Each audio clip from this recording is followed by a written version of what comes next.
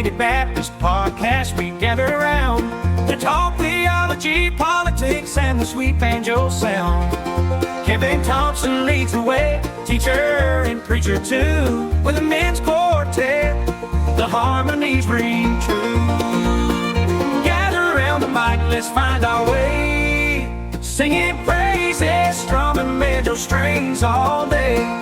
Amputated Baptist Podcast, where we all belong. Join the harmony, let it carry us along.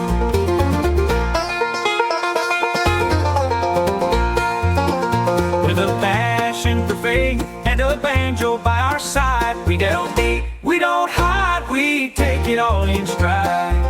From parables to politics, every topic on the table, let's harmonize together, let's make it stable.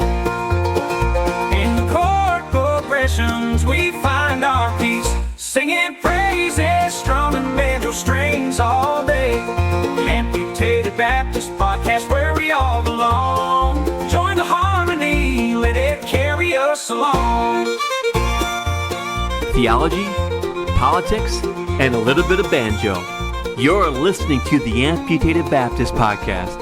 And now, here is your host, the Amputated Baptist himself, Kevin Thompson. All right, hello and welcome back to the podcast. This is a great treat for me and for you, as we have on the podcast for the first time ever, independent journalist Chris Cilliza. Chris, welcome to the podcast.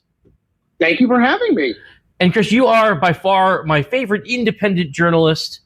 Even now that Chuck Todd has jumped in, you're still going to be my favorite. Thank you. I will take it. As long as I'm in competition with Chuck, I feel like I'm in good company, so that's fine. Okay, but you're right now you're winning. But you know, good. Chuck's just That's starting really off. important. So, well, Chris, I mean, you've been in legacy media. You've been on CNN, and you've written for national newspapers and whatnot. So you're not just some guy with an internet connection. You know what you're talking about. You've got some experience. You're a credible person, and it's weird for me to even be talking to you because I'm used to just seeing you on the screen, whether on point or each day I'm watching you on YouTube. And so, first let me ask you, what's it like to make that leap to kind of be in, I guess, your own boss, or you're not answering to an editor, but you're just calling balls and strikes, as you say, straight down the middle. You're not worried about the pressure of somebody coming down on you. I mean, look, I think there's this idea, I think, for a lot of people, that they think people like me, like when I worked at CNN or the Washington Post, that my editors were like, write this, don't write that. And the truth is, like, that's not really true. Like, I operated pretty independently overall. You know, I mean, you're always sort of mindful of the fact that you work at a big media organization, but it wasn't in that way really that I felt constrained. But what I would say now is that, you know, I used to only write about politics, and now I write about my life. I write about sports stuff sometimes. Yeah. You know, like, I just have more freedom in terms of both my voice and saying what I want to say. I mean, there are definitely times when I'll write something where I think to myself, man, if I worked at CNN, I probably wouldn't write that. Not because they would say don't write it, but because it didn't kind of fit with what they wanted from me, or the lawyers would be like, oh, I'm not sure we should do that. Like, it's just different writing for, like, working for a massive organization versus working for yourself. I mean, I also think there are things that are, I don't want to say less good, but, you know, I mean, there's peril in working for yourself too, right? It's like, you can't really blame anybody if things go bad except for yourself. And, you know, when I worked at those bigger media companies, I had a set salary every year that wasn't entirely dependent on kind of how many people read it or how many people liked it or how many people didn't like it. And now, you know, it's like, I need people to invest directly in me, and their willingness to do that dictates my capacity to do what I want to do. So, you know, a guy who's not in journalism at all, but just got laid off yesterday. And I was saying, like, the upside, both for your life and financially, is higher in independent journalism than in mainstream media. But the low side is way, way lower too. There's just more variance. And this has been my biggest adjustment. You got to get used to uncertainty. There's less certainty in this. You don't know at the end of the year, okay, I'm going to make X amount and, we're going to do this or that or the other thing. You kind of have to kind of negotiate it day by day, week by week, month by month, which has been an adjustment for me, personality wise. Okay. So I've got to ask, I consider myself a center right kind of guy, but for most of my life, raised conservative, and, I ran for Congress years ago as a third party ultra conservative guy. And I've got to ask, so you're coming from CNN, you're in the belly of the beast, so to speak, because I've been told that's the Clinton News Network, that's the Communist News Network or whatever. Is I've heard both of those. Yes. And so there's a common refrain from those on my side would say the media is hopelessly left. The media is hopelessly liberal. There's a bias there. What do you say to that accusation? Yeah. So a couple things. Obviously, I get asked about a lot, and I've thought about it a lot. Right. I would say my experience, and I can only speak for myself, I never there was never a time where someone said to me, write something good about Democrats, or there really wasn't. I mean, I don't really have any reason to lie at this point. Like, I've never been in a situation where there was a meeting where it was like, we need to get these Republicans. I mean, that's never, ever been a thing. At Washington Post and CNN, I've never seen it. Now, I said I had a couple thoughts. My second thought is, I don't think there's any debate that if you went through a major newsroom and you forced people to tell you who they voted for in, let's say, 2024, it would be 80-20 Harris, maybe 90-10 Harris. So that is also true. I think that it comes up less in the ways that conservatives think it does. A lot of times I talk to conservatives, and they really do believe that there's we all get together, all the media gets together, and we decide what the bad storyline is for conservatives, and then or the good one for liberals, and we run with that. It's I always say to people, if you know actual journalists, we're not, even if we wanted to do that, we're not well organized enough to do that. I could never remember. I remember at CNN, the conference rooms would be named red, blue, green, whatever. And they'd be like, hey, we have a meeting in the red conference room. I was like, which one is that again? So I couldn't even figure that out. But do I think, and the Biden health story is a good example of this, do I think that the kind of the built-in beliefs of reporters impact what they choose to focus on and what they choose to focus less on? Yes, absolutely. I've said this. I mean, I really do believe this. And I put myself up here for blame too, although I really try to be. I know when people say, well, you work at CNN, you must be a big liberal. I really try to be as down the middle as I can, though my down the middle is probably not everyone's down the middle, but such is life.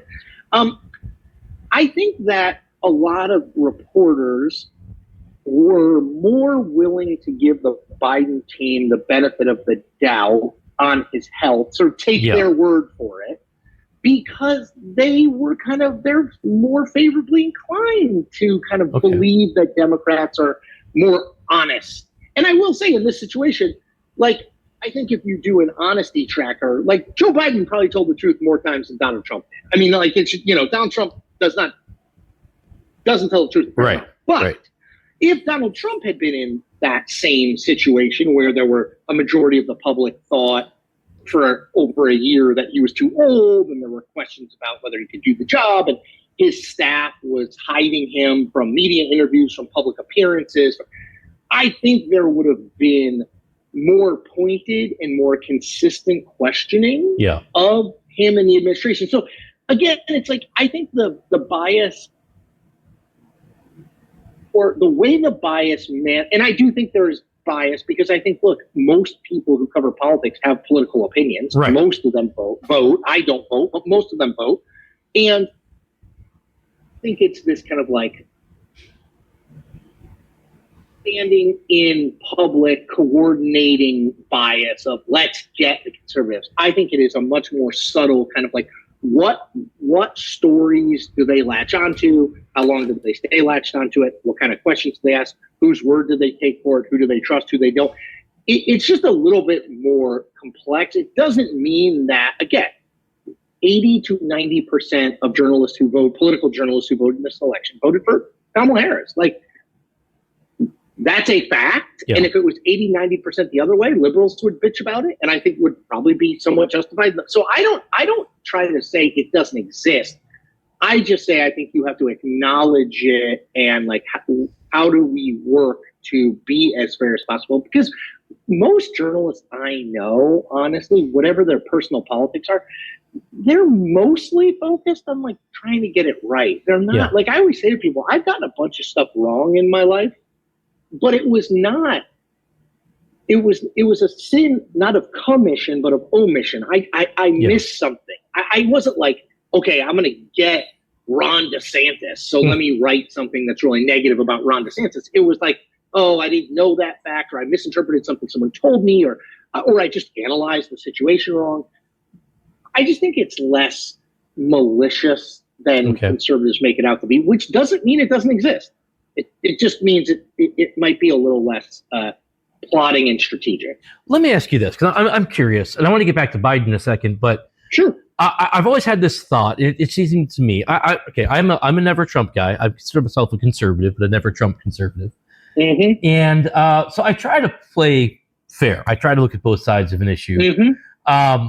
But when I see whether it's Trump or the MAGA politicians, whether it's Rubio, other cabinet officials, or those in Congress who are supporters. Rubio would be thrilled to be included in the MAGA politics. Yeah. He couldn't be more excited about that for his 2028 chances. But yes, I know what you mean. So when they're being interviewed, it seems to me that the interviewer, whether it's, ABC News, whether it's Stephanopoulos or Chuck Todd or whoever, just seem to be a little tougher on them because there is the perception, and I think earned perception, that they're not telling the truth, whether it's about election denialism or, any of the multitude of things that Trump either exaggerates or flat out lies about. And there seems to be, we want to fact check this right here and right now. And so I'm going to be a little more tough on these guys than I would say the other side.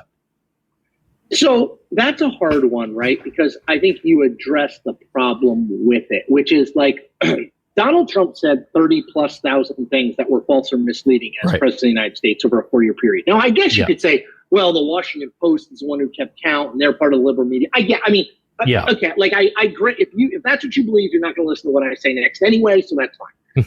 But Joe Biden absolutely said things that were not true during his presidency. He didn't say 30,000 of them. So what's hard is like, if you and I were friends and consistently, like once a week, I told you something that you were like, doesn't seem right. And you went and looked it up on the internet and you were like, no, that's like false. Yeah. After a while, the next thing that I told you, because of human nature, you'd be like, is that true? Because my track record is that I've told you 5 things that aren't true. Right. So part of that is Trump. We've never confronted a politician like Trump, Republican or Democrat. Right. It used to be with fact checking. I mean, I remember these days because I'm old. It used to be like George W. Bush. George W. Bush would say something and a reporter would like write a fact check about it. And it would be like, George W. Bush said this. And the truth is like, there's a kernel of accuracy there, but it's not really true. Well, George W. Bush would stop saying that, right? Because some aide would bring it to him and be like, Mr. President, like, I don't know if you've seen this, but like, what you said. But like, not only does Donald Trump, that would never stop Donald Trump. And in fact, I would suggest he leans more into it if there's a fact check against it. Like, I remember during the 2016 campaign, he'd be like, the Washington Post fact checkers gave me 4 Pinocchios. And people would be like, you know what I mean? Like, right. Never had that before. And so the way I look at it is you kind of lumped in all these MAGA politicians. Yeah. In my mind, I think you have to separate Trump out from everyone else because Marco Rubio, like, he's clearly working to be in Trump's good graces, right? And saying some things that he clearly didn't say 8 years ago. But like in the main, if Marco Rubio says something, I'm like, okay, that's probably true. Like, it's not like I'm going to check it, but when Donald Trump says something, I'm like, because he said so many things that aren't true before. So I don't lump like Tom Cotton and Hawley and Rubio and even like Hegseth, like a cabinet person. Now, if over the 4 years, Pete Hegseth says, if he lasts 4 years, but let's say he lasts 4 years, let's say he says 100 things that are not true. Okay, well, then at that point, on the 101st thing, I'd have to be an idiot not to be like, well, you've said all these things that are false before. Sure. The bigger issue there, too, that I don't have a good answer for and I struggle with all the time is, I used to say to people, look, facts are not a partisan position, right? Like whether you're on the left or you're on the right, like these are the facts. You know, Biden, paraphrasing Daniel Patrick Moynihan, always says you're entitled to your own opinion, but not to your own facts. I'm not sure that the average person actually agrees with that anymore. Like we used to, even 20 years ago, we used to have like an agreement on basic facts. Right. I mean, the two parties disagreed, but we had an agreement on basic. We don't even have that anymore. And that worries me about sort of where we go. Because if we can't agree on sort of like, again, I'm not suggesting we should agree on abortion should be illegal or legal. Like not that kind of stuff, but like on, Trump lost the 2020 election. Right. If we can't agree on that, I feel like fact checking is almost like passe in an environment like that.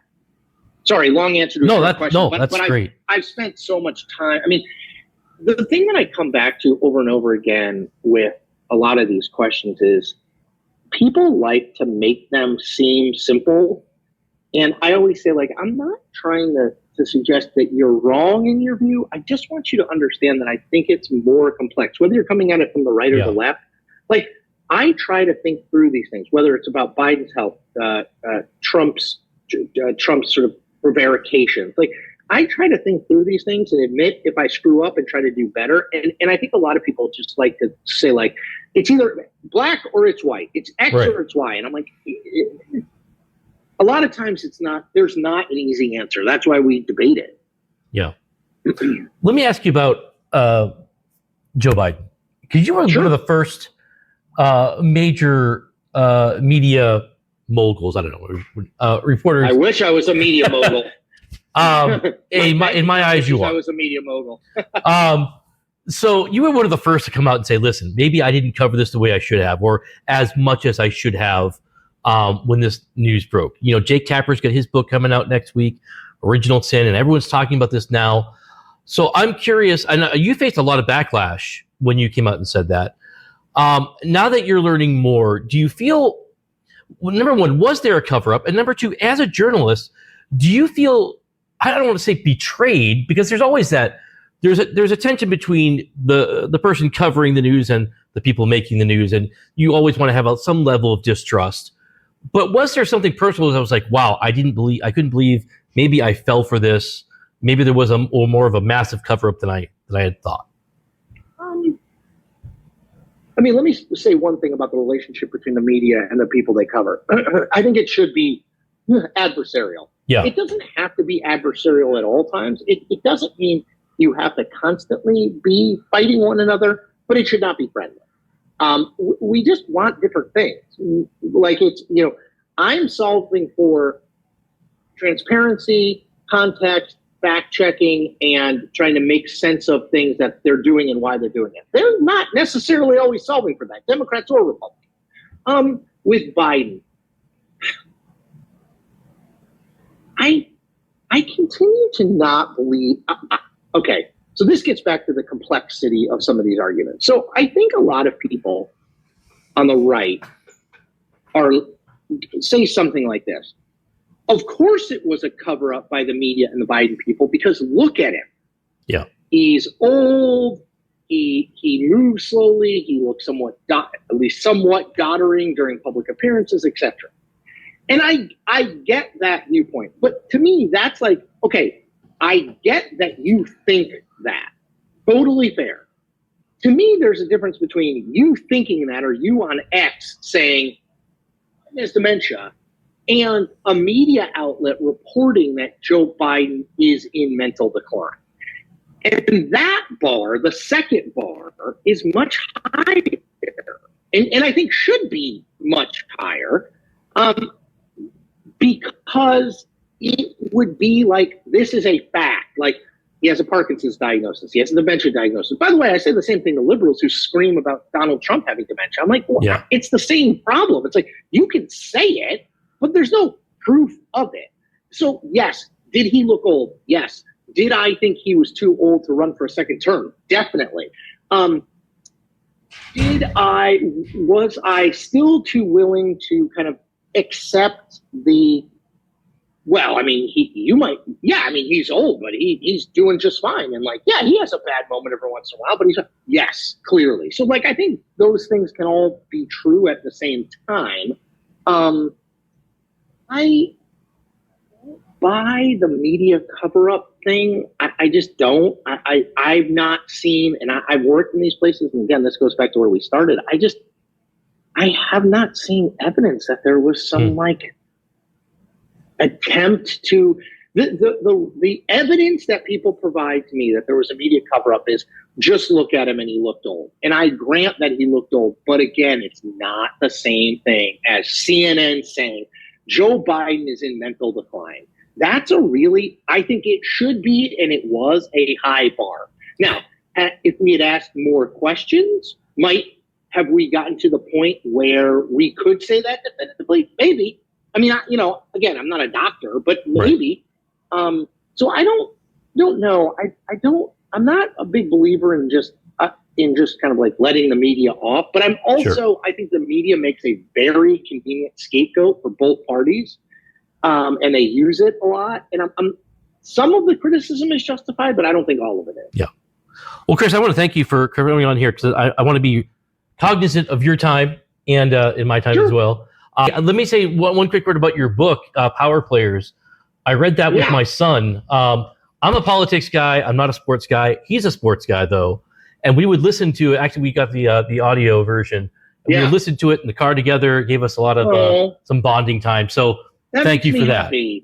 Thank you. That really makes, as someone with 2 boys, that makes me really, really happy. Thank you. That's incredibly kind. Singing praises, strumming banjo strings all day. Amputated Baptist Podcast, where we all belong. Join the harmony, let it carry us along.